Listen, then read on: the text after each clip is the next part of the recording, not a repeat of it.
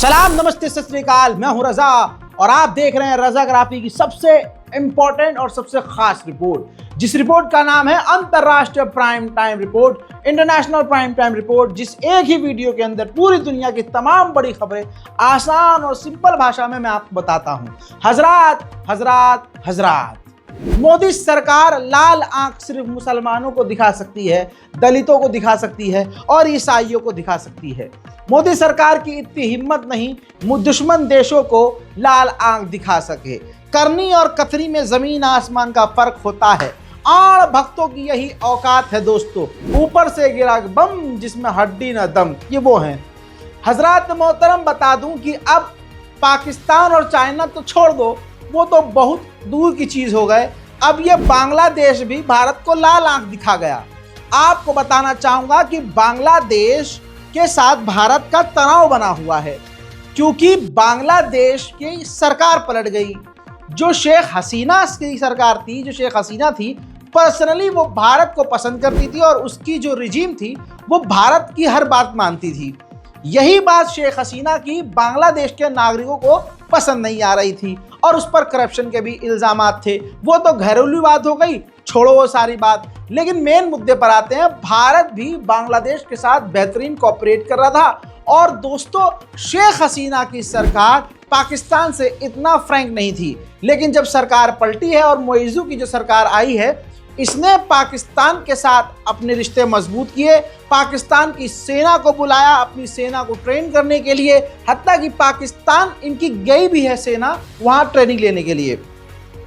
सिर्फ इतना ही नहीं, जल्दी जल्दी बता रहा हूं बड़े बड़े पॉइंट्स है ताकि आपको आसानी हो जाए कि क्या क्या हो रहा है भारत और बांग्लादेश के बीच।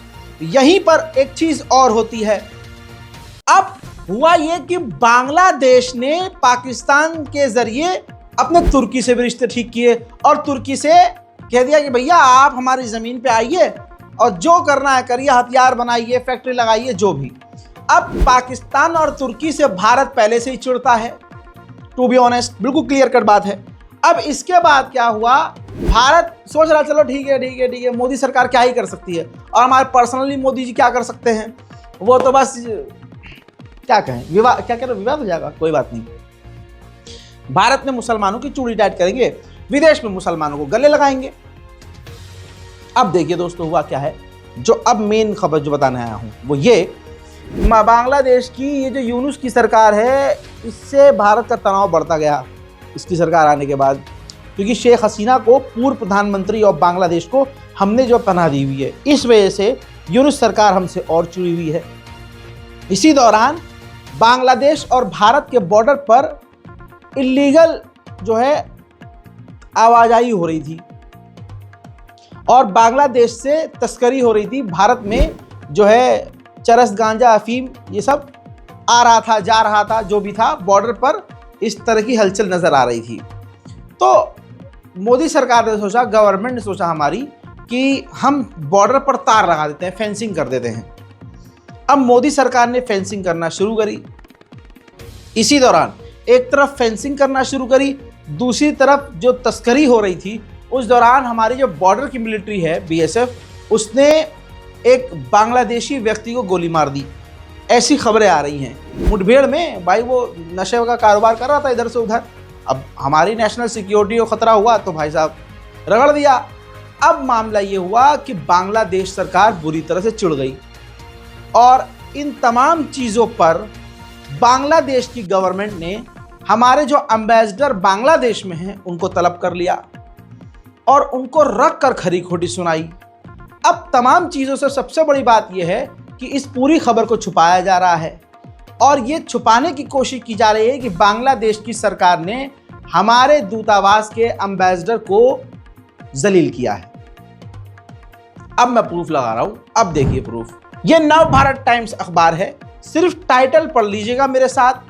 मैं मोदी सरकार को नंगा, मोदी सरकार के ये जो चटाहे हैं इनसे ही नंगा करवाऊंगा। देखिए, इन्होंने भी मजबूर होकर लिखा है, ढाका में भारतीय उच्च न्यायायुक्त को तलब कर क्या बोला बांग्लादेश, बीएसएफ पर भड़की मोहम्मद यूनुस की सरकार। देखिए, ये पैराग्राफ बहुत इंपॉर्टेंट है। वैसे तो ऊपर कम से कम 5-6 पैराग्राफ मैंने छोड़ दिए हैं, यहाँ से आप पढ़िएगा यह अखबार में छपा हुआ है। यह घटनाक्रम बांग्लादेश द्वारा यह आरोप लगाए जाने के कुछ घंटों बाद सामने आया है कि भारत द्विपक्षीय समझौते का उल्लंघन कर रहा है। भारत बांग्लादेश सीमा पर 5 स्थानों पर बाड़ लगाने की कोशिश कर रहा है। बयान के अनुसार विदेश सचिव ने इस बात पर जोर दिया कि ऐसी गतिविधियों, विशेषकर कांटेदार की बाड़ लगाने की अनधिकृत प्रयास और बीएसएफ द्वारा संबंधित परिचालन कार्रवाइयों के कारण सीमा पर अशांति पैदा हुई है। ये जो हमारे एम्बेसडर हैं, इंडियन एम्बेसडर जो बांग्लादेश में हैं, उन्होंने कहा है, ये लाइन पर ध्यान दीजिए, ये अंधभक्तों के नाजायज बाप ने अखबार में छापा है खुद उनके अब्बा के लिए कि देखो हमारी मिलिट्री इस बात पर जोर दिया कि ऐसी गतिविधियों, विशेषकर कांटेदार तार की बाड़ लगाने की अनधिकृत प्रयास और बीएसएफ द्वारा संबंधित जो वो एक्टिविटी बीएसएफ कर रही है, उसकी वजह से तनाव पैदा हो गया है और अशांति जो है बॉर्डर पर पैदा हुई है। अब अगले पैराग्राफ में आप खुद ही देख लीजिए, क्लियर लिखा हुआ है, भारत की तारबंदी से नाराज है बांग्लादेश।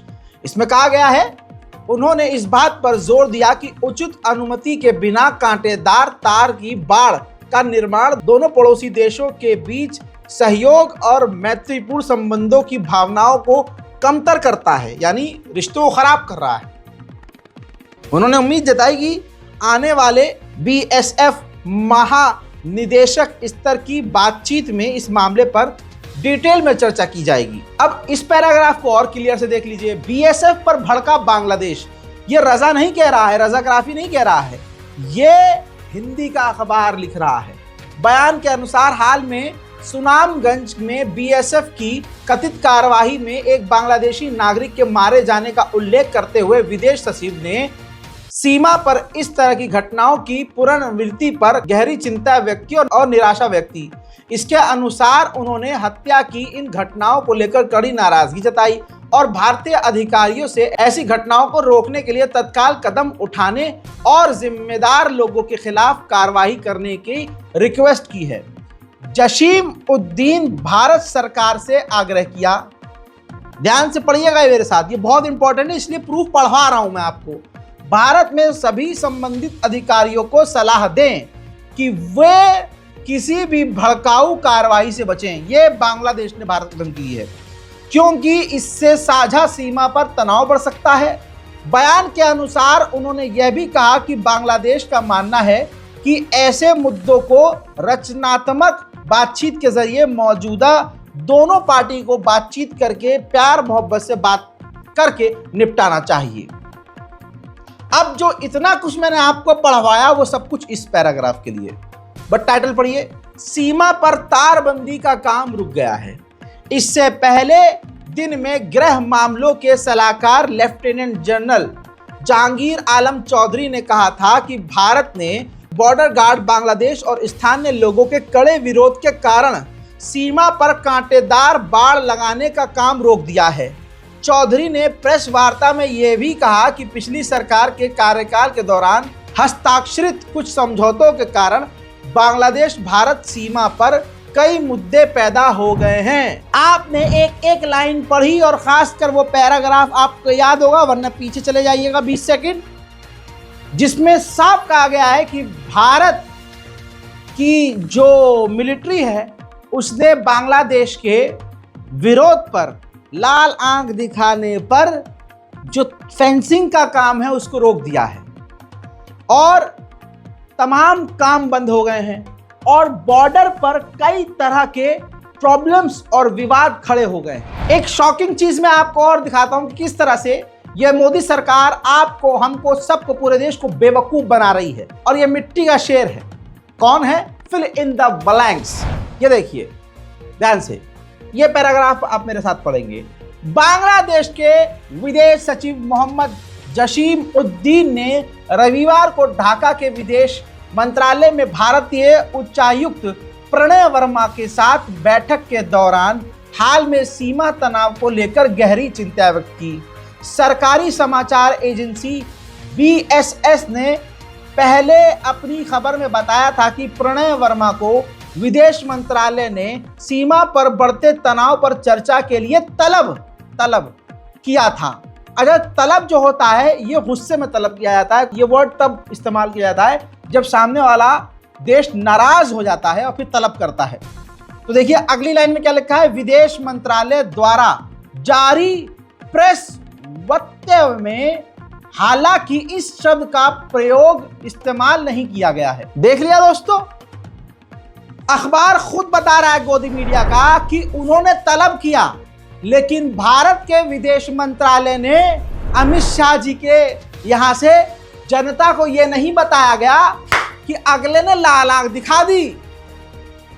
इनका तो वही हाल है, हर जगह से लाल हो रही है लेकिन हीरो बने पड़े हैं ऐसे।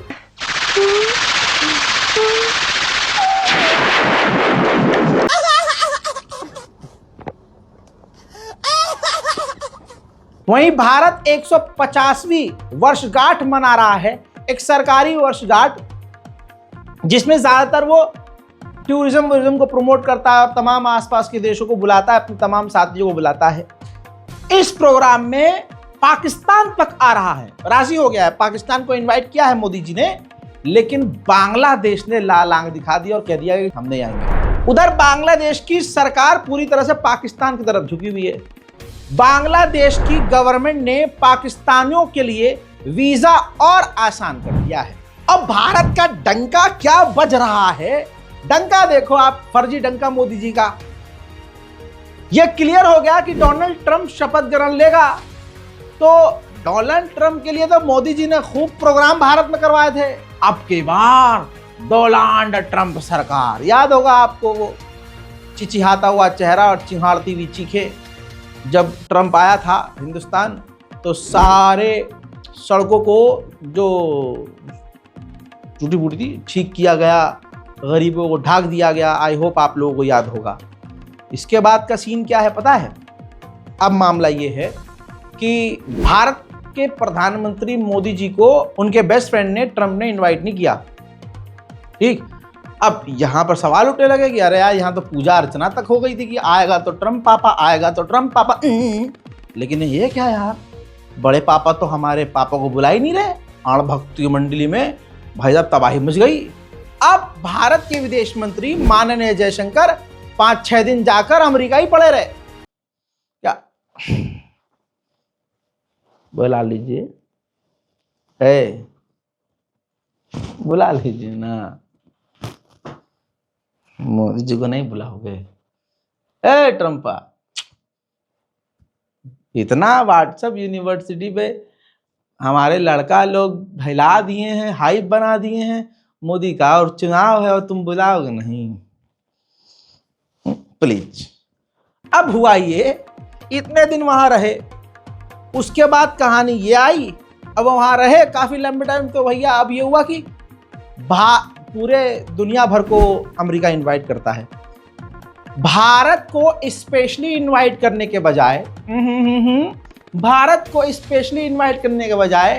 अपने एंटी, जो बिल्कुल ऐसे टक्कर में चाइना चल रहा है ना भाई, ऐसे चाइना को और चाइना के राष्ट्रपति को स्पेशल गेस्ट के तौर पर इनवाइट किया। भारत को नहीं, भारत को तो ऐसे इनवाइट किया जैसे सभी को इनवाइट करते हैं। तो अब मोदी नहीं आएंगे, मोदी की जगह वही थे ना जयशंकर, वहां बैठे हुए थे इतने दिन, तो तरस खा के वही कहते भाई ठीक है भारत की तरफ से तुम कर लेना, है ना, तुम भारत को रिप्रेजेंट करना। होना क्या चाहिए, जिस तरह से हमारे मुल्क का प्रधानमंत्री ट्रंप के लिए ईमानदार था, उस ट्रंप को स्पेशल गेस्ट भारत को बनाना चाहिए था। मिला क्या हमें? ठेंगा। और यहाँ आण भक्त उतारते हैं आरती, जीतेगा तो ट्रंप, पापा बड़े पापा जीतेंगे, बड़े पापा जीतेंगे। अब बड़े पापा ने